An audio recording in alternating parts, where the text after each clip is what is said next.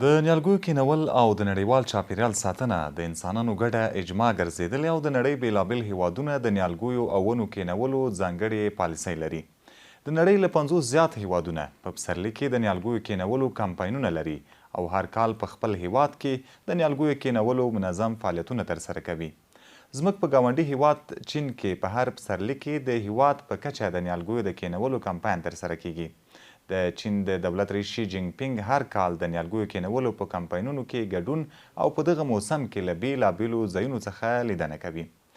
هغه ځنګلونو، دښتو او لندو ځمکو ته ځي او په خپلو لاسونو هلته نیالګي کینوي او اعلان یې کړی چې پاکې اوبه او شنه غرونه ارزښتناکې شتمني دي. نو رئیس شي جینګ پینګ سږ کال کومې سیمې ته تللی، څه یې ویلي، موږ په ننني پروګرام کې د CGTN له خبریالې اغلې سپوږمۍ سره مرکه لرو چې په دې اړه معلومات راکړي. سلام سپوږمۍ، که زما خبرې او پوښتنې مو اورېدلې وي نو مهرباني وکړئ په اړه یې معلومات راکړئ. ډېره مننه، خو ستاسو خبرې او پوښتنه مې واورېده. زه لومړی تاسو او ستاسو ټولو لیدونکو ته سلامونه او نیکې هیلې وړاندې کوم. د چین دولت رئیس شي جینګ پینګ نیالګیو کینولو ته په درنه سترګه ګوري او له تېرو 11 کلونو راهیسې د هر کال په پسرلي کې له ولسي وګړو سره په ورته فعالیتونو کې برخه اخیستې ده. هغه د روان کال د اپریل د 3 نیټې په سهار د بیجینګ ښار په ورڅیرمه د ځنګلونو په یو پارک کې د یوه ابتدایي ښوونځي له زده کوونکو سره یو ځای څو ډوله نیالګي کینولي دي. هغه د یاد کمپاین په ترڅ کې ویلي، سږ کال په چین کې د نیالګیو کینولو ملي کمپاین له 45مې کلیزې سره برابر دی. چینایان د نیالګیو پر کینولو او د ځنګلونو په جوړولو ټینګار لري او ډېرې ښې لاسته راوړنې لري چې څومره زیات نیالګي کینول کیږي هغومره به وروالی او تفاوق ومومو. ښه سپوږمۍ جانې، ستاسو له معلوماتو ډیره مننه. په چین کې د رئیس شي جینګ پینګ په مشرۍ د زرغون پرمختګ مفکوره ډیره مشهوره شوې ده او سلګونه میلیونه چینایان د نیالګیو پر کینولو ټینګار لري. چین په تیرو 10 کلونو کې د نړۍ د نویو زرغونو سیمو یو پر 4مې برخې کې ونډه اخیستې او لومړی مقام یې خپل کړی ده.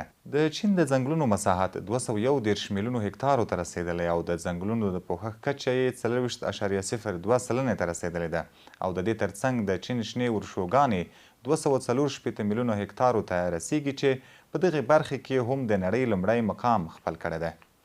په افغانستان کې هم د هر کال په پسرلي کې د نیالګیو کینولو کمپاین ترسره کیږي او په دې وروستیو کې د کابل په بادام باغ سیمې کې د نیالګیو کینولو عمومي کمپاین ترسره شو.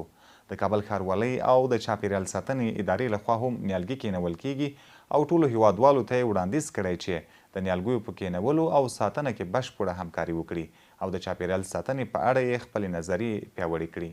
په دا کمپاین کې خو دلته نیالګي چې شول کېږي د افغانستان اسلامي امارت د کرنې اوبو لګولو او مالدارۍ وزارت د طرفه څخه هم نیالګي شول کېږي، د محیط زیست د محترمې ادارې د طرفه څخه هم شول کېږي او د کابل د ښاروالۍ د طرفه څخه هم نیالګي شول کېږي چې دا یو اجتماعي کمپاین شروع شو.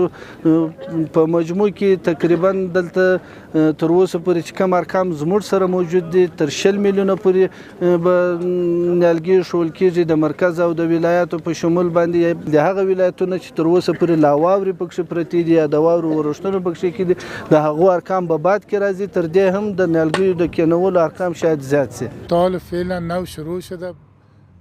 اوس خو نو تازه د نیالګیو کینولو لړۍ پیل شوې ده. سږ کال مو کار ښه دی.